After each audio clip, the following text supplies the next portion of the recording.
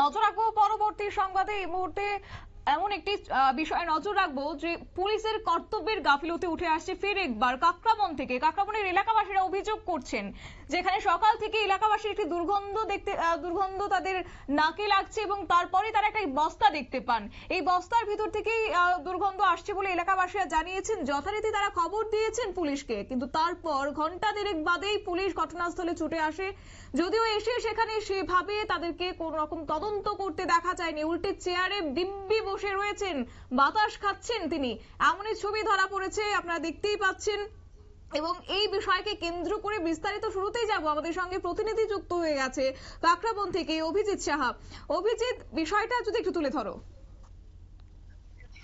আজকে সকালে কাকরাবন থানা অন্তর্গত রানী ব্রিজের এখানে একটি বস্তা থেকে দুর্গন্ধ বের হয়। তখন এলাকাবাসীরা সেই দুর্গন্ধ যখন তাদের নাকে লাগে তখন তারা কাকরাবন থানাতে খবর দেওয়া হয়। সেখান থেকে ঘটনাস্থলে ছুটে যান সাব ইন্সপেক্টর। যিনি যখন যান সেখানে যাওয়ার পর পুলিন দাস সাব ইন্সপেক্টর তিনি একটি গাছের তলে বসে হাওয়া খাচ্ছিলেন। তখন ওনাকে এলাকাবাসীরা বললেন যে অনেকক্ষণ ধরে তো আমাদের এই দুর্গন্ধ, আপনি কি পরিকল্পনা নিচ্ছেন? উনি কিছুই বলছেন না। সাথে সাথে ওনার আমাদেরকে সংবাদ মাধ্যমে খবর দেয়, সেই জায়গায় আমরা যাই। যাবার পর আমরা দেখতে পাই যে তিনি সেখানে বসে আছেন, দিব্যি সেখানে বসে আছেন। যখন সংবাদ মাধ্যমকে তিনি দেখতে পাই, তিনি সংবাদ মাধ্যমকে দেখে মুখ লুকানোর চেষ্টা করছেন। পরবর্তী সময় যখন আমি ওনাকে প্রশ্ন করি তখন উনি একটা বাঁশ নিয়ে গিয়ে সেই বস্তাটাকে খোলার চেষ্টা করেন।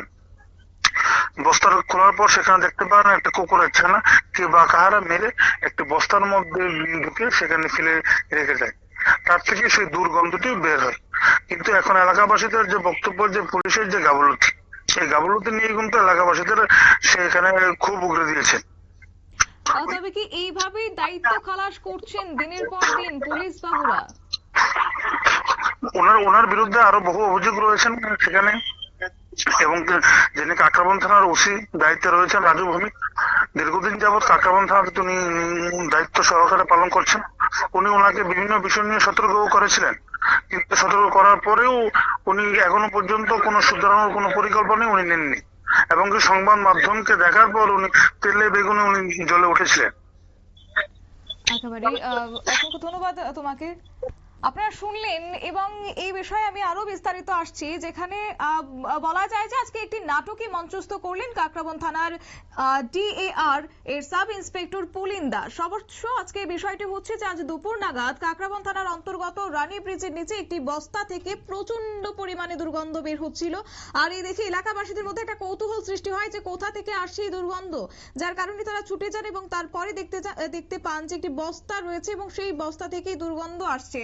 এবং তারপরে যথারীতি তারা খবর দেয় পুলিশ বাবুকে, কিন্তু তারপর পুলিশ আসেন, কিন্তু তারা তাদের কোন রকমের সেই ক্ষেত্রে দায়িত্ব তারা পালন করতে দেখা যায়নি। উল্টো এলাকাবাসীদের পক্ষ থেকে অভিযোগ তোলা হচ্ছে যে তারা তাদের গাফিলতি নিয়ে প্রশ্ন তুলেছেন এলাকাবাসী। কি রয়েছে ওনার বক্তব্য শুনুন। স্যার একটু দেখা গেল তো স্যার ব্রিজের নিচের মধ্যে আপনার একটা বস্তা ছিল, সেই বস্তাটা আপনি খুলেছিলেন, কি পাওয়া গেল স্যার বস্তাটির মধ্যে? ভিতরে কুকুর মরা কুকুর। তো আপনারা মানে কিভাবে বুঝলেন স্যার এটা কুকুর? ওই একদম খুলে দেখলাম এটা কুকুর বেঁধে ফেলে। কোন জায়গার মধ্যে স্যার ঘটনাটা? এটা ওই রানী ব্রিজের নিচে। প্রথম আপনাদের কাছে কি খবর গিয়েছিল স্যার?